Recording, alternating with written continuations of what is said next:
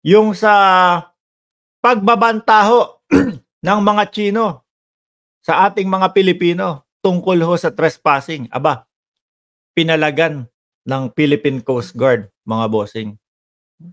Siguro kung kay Digong 'to, sasabihin ni Digong, "Mahuhuli kayo dun, ano kayo dun, tawag dito, ikukulong kayo ng China dun." Siguro ganun lang ho ang gagawin nun at sasabihin nun, mga kababayan. Pero eto ho, ang Philippine Coast Guard, 'no, siyempre kasama ang gobyerno ng Pilipinas, pumapalag ho, mga kababayan. Trespassing rule ng China, walang basehan. Philippine Coast Guard, ayan si Jay Tariela. Walang basehan ang regulasyon ng China, kaya dapat wag matakot ang ating mga mangingisda. PCG Commandant Vice Admiral Ronnie Hill Gaban pala ito. Bakit kala ko si Tariela? Hindi pala. medyo may edad pala itong konti. Ano po, mga kababayan? Nung panahon ho kasi nila, mga boss chief amo, sir, kapag kaganyan, naku, sunod na lang tayo. Wag sabihin mo doon sa mga mangingisda, wag na silang pumunta doon, no? Sasabihin pa doon sa mga mangingisda, kayo may kasalanan yan, eh. Dahil lumalagpas kayo sa boundary, sinabihan na nga kayo, no? Sinabihan na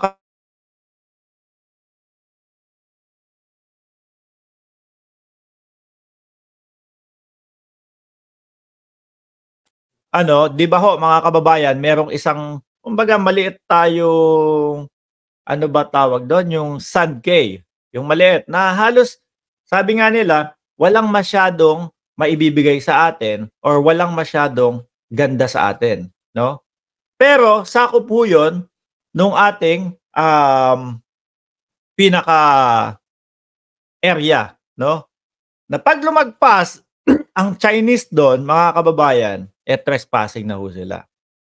Ano sabi ni dating Pangulong Duterte? Yang sand cay na 'yan, sandbar na 'yan, hayaan mo silang mag-ikot-ikot diyan.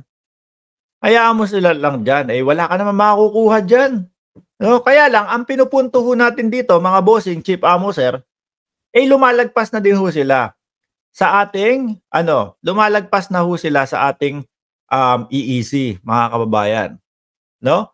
So ngayon, paano 'pag lumagpas ng lumagpas 'yan? Papasok ng papasok sa Pilipinas 'yan. Okey lang ho 'yun, 'di ba? Pero ngayon, ang gobyerno po natin, mga boss, chief, amo, sir, hindi ho hahayaan na mahuli, hindi ho hahayaan na ikulong ang ating mga mangingisda kapagka yang sinasabing trespassing rule ng China, mga bossing. May tapang, siyempre ho, sasamahan nila 'yan at nandiyan sila nakabantay. Dahil alam na alam naman ho natin, mga boss, chief, amo, sir, 'no? Sino ang nanalo sa ruling? Tayo. Which is nung 2016 pa napatunayan na tayo ang may karapatan sa mga 'yan, mga boss. 'Di ba? Kaso lang nga, ang problema kasi kay Tatay Digong nila, akala papel lang 'yun, Siguro iniisip ni Tatay Digong, papel lang 'yan, pampunas ng wet packs lang 'yan. Ibasura ko pa 'yan. Pero napakaimportanteng sandata niya na 'yun. Pagkaupo niya 'yun, mga kababayan, ano, kapag ipinresent niya 'yun, eto ganito, nakikita niyo 'tong papel na ito? Kami ang nanalo sa court ruling niyan, 'no? So ibig sabihin, puwede na kayong lumaylo-laylo dito.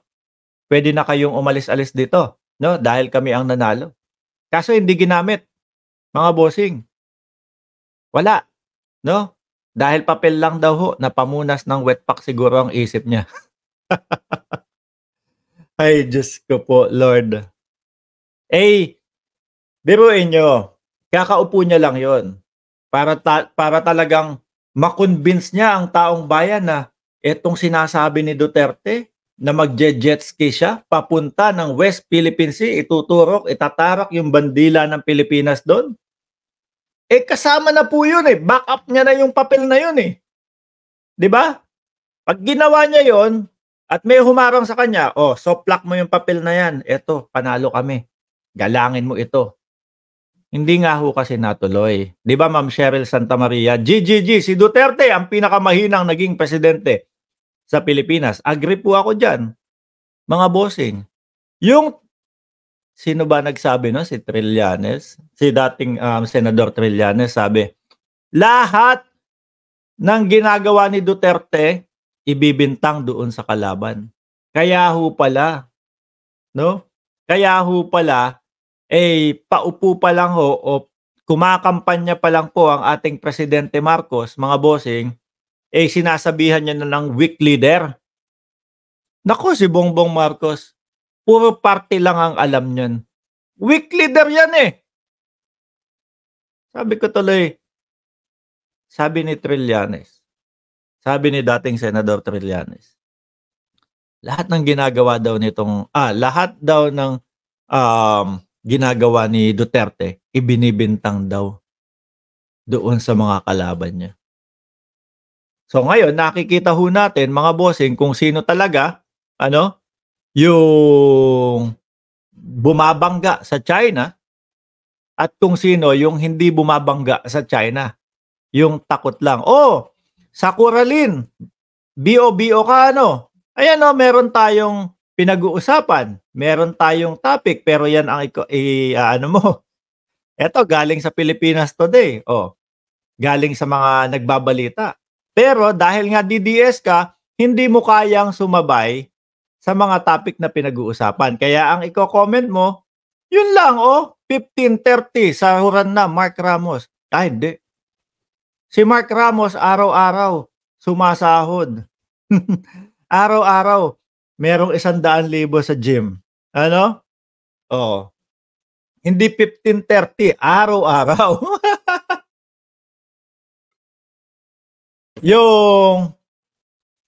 yung kikitain mo ng 6 na buwan, kayang dumaan sa palad ko ng isang araw lang. Nandiyan lang yan. Meron. Magkano sales? $2,000. Boss Mark. Okay. Magkano kinita ni sa Coralin ngayong araw? 700 po. Basic salary. Kawawa naman. Arya Abra, maraming salamat po sa inyong super sticker. Mga kababayan, sinabihan ko lang si Tatay Digong nila na kinumpara ko lang kung ano yung sinasabi niya dati. Na siya ay matapang at weak leader ang ating at ang ating presidente daw ay weak leader. Umiiyak na, umaatungal na itong mga ito. Madami pa, there's more. Aabot pa tayo kay Sara Duterte. Mahaba-haba pa tong pag-uusapan natin. I-reserve niyo yung ibang iyak niyo. Mahirap umiyak, nang wala ng luha. Okay? Mahirap. Parang yan, mga boss yung kapag kayo lasing ka na, yung katawan mo, gusto pang sumuka pero wala nang maisuka. Kayo naman, yung mga DDS, gusto pang umiyak, wala nang luhang mailalabas. Basang-basa, tuyong-tuyo na sa araw-araw na pag-iyak.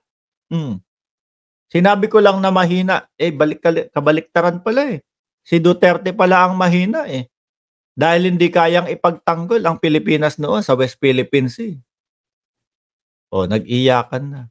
Fake news na daw tayo, mga kababayan. Yan, hindi ho hahayaan ng Philippine Coast Guard na, kumbaga, hulihin ang ating mga mangingisda kapag sila ay pumunta doon sa EEZ, mga bossing, okay?